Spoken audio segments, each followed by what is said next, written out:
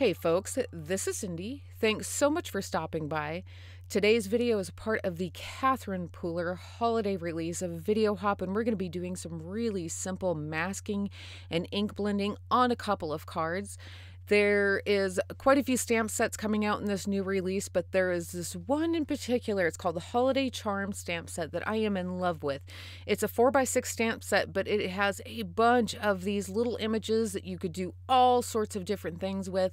I totally had the idea to group them together and put together a couple cards. You could definitely mass produce this, and I am in love with the way this turned out. So I have some Catherine Pooler cardstock cut down to 4 1/4 inches by 5 1/2 inches. And I also have some Simon Says stamp masking paper cut down to the same dimensions, and I have die cut this in half with a Catherine Pooler circle die because I only need the top portion of that circle there to mask off the top portion of each of my cards. Now, this isn't exact measurements. I just kind of eyeballed it, and that's fine. It's going to work for both cards just fine. Before I pull off the backing paper on the masking paper, I'm going to take a pencil and I'm going to lightly trace the inside of each of these half circles because I know that I'm going to need to mask off the bottom portion of my card as well. I don't want to ink up blend the whole entire card, and I don't want a full circle. So I'm taking my T ruler here and I lined it up to the bottom edge of that circle, and I'm just lightly tracing another line, and then I'm going to take some 3M Post-it labeling tape and I'm going to mask off the bottom portion of that. I also have a mask cut for each of my images. And now I'm going to stamp these in the Catherine Pooler Midnight Ink. Midnight Ink works great for Copic coloring. As soon as I stamp the one that I want here in my foreground, remember you always stamp front to back whenever you're masking off images, folks. So I stamp the one in the center.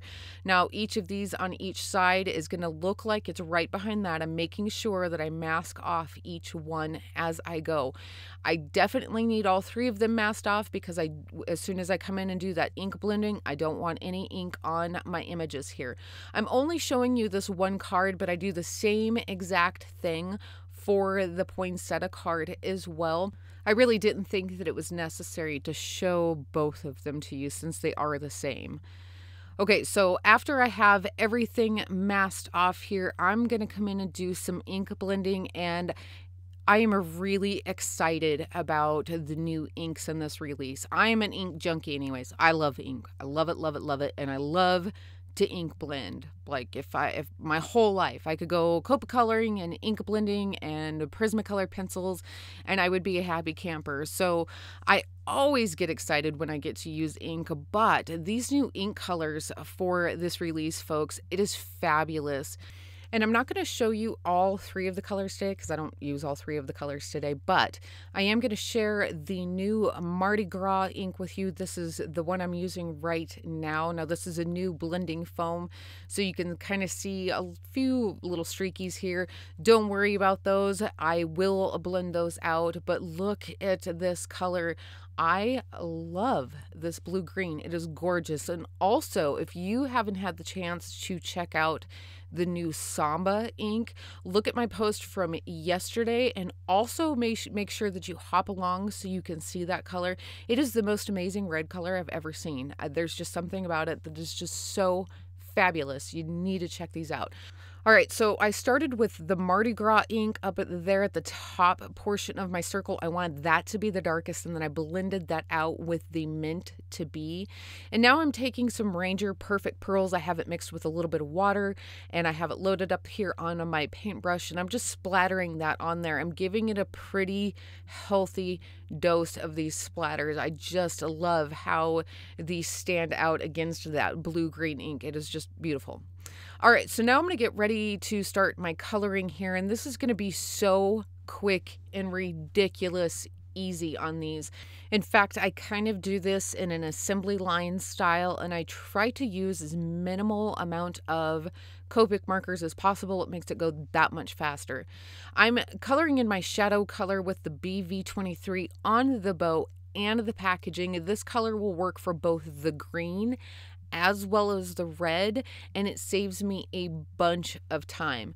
I'm not at all concerned about a light source. A light source totally does not matter. These images are big enough that they can hold their own on the front of this card panel, but they're small enough that you don't really need to add a whole bunch of detail to them.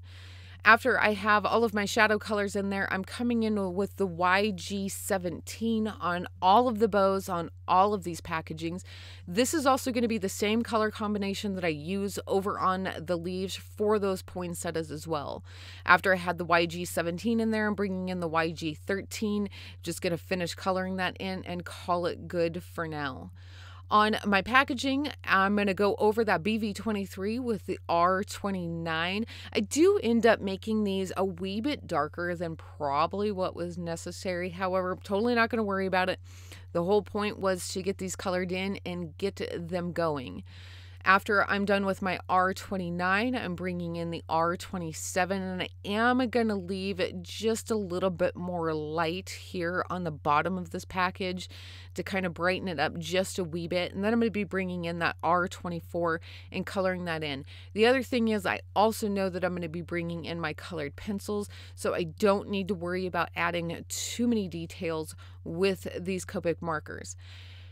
That being said, if you wanted these to go just a wee bit quicker, you could totally skip the colored pencil portion of this, and you could just color these in with Copic markers and call it a day. You do not need to add the colored pencil work to this. I like how it looks. I think it adds a little bit more of a finishing touch to it, but you don't need to do that, folks. You could totally skip it and it would be just fine. Another thing that you could do with these cards is you could take a couple of different images from the stamp set and you could create like a little mini scene here. So in this case, I have the 3 poinsettias and the 3 packages on each of their own card. You could definitely take like the snowman and the little mug and maybe the poinsettia on the other side of the snowman, and you could kind of build this up and make it look like it's kind of a little bit of a miniature scene, and that would be super cute as well.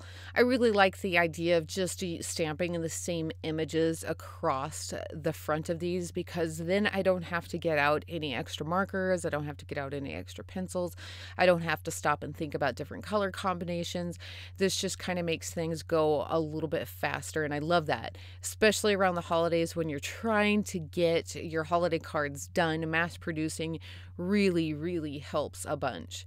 I also wanted to add a drop shadow to these images to kind of help make them pop just a little bit more. You could also add a drop shadow to the inside of that ink blending on that semicircle.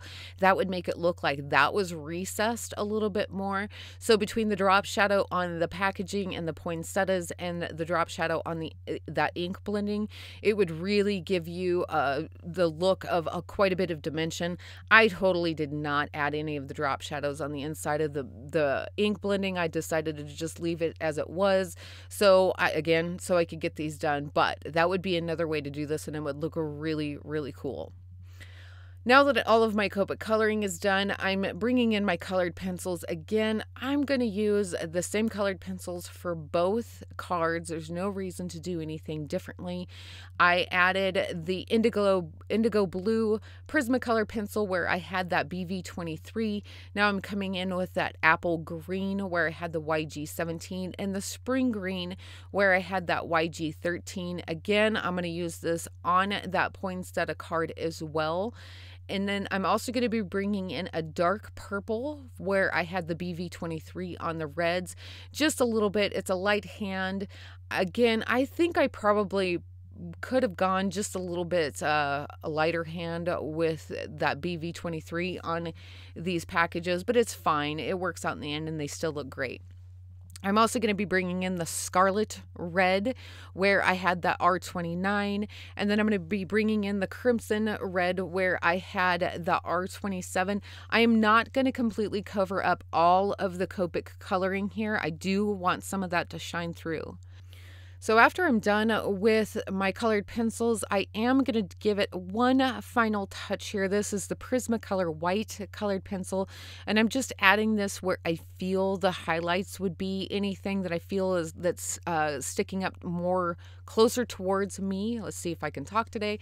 I'm adding it there, but I'm still trying to keep a light hand. It doesn't need to be a whole lot. It doesn't need to stand out a whole lot. I do take the mineral orange there and color in the circle or the centers of these poinsettias, and then I go over the top of that with the yellowed ochre and just kind of blend that in a little bit. I'm going to call it good with that, folks. They don't need a whole lot. These images are just so darling. I can't even stand it. I do add some sentiments from the Seasonal Sentiments and Borders stamp set, and then I adhere these panels onto Catherine Pooler note cards, and I call it good. Do be sure to head on over to my blog where I have some details on a giveaway. That is it, folks. We are done. We are good to go. I have more details and links down in the description below, as well as over on my blog. I hope you enjoyed my cards today. If you did, hit that like button and share it with your friends. Also, be sure to subscribe to my channel if you haven't already, and tap that bell next to the subscribe button so you can receive all future notifications.